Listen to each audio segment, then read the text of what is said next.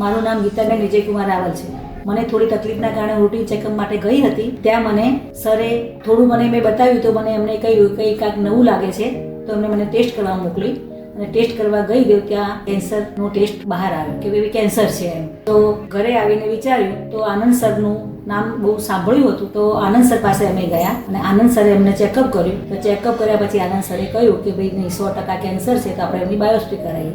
Biopsy કરાવી તો પછી 100% કેન્સરનો રિપોર્ટ આવી ગયો.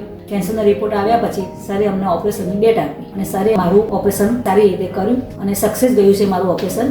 અને મારું ઓપરેશન કરે 1 વર્ષ થઈ ગયું છે અને અત્યારે મને કોઈ પ્રોબ્લેમ નથી.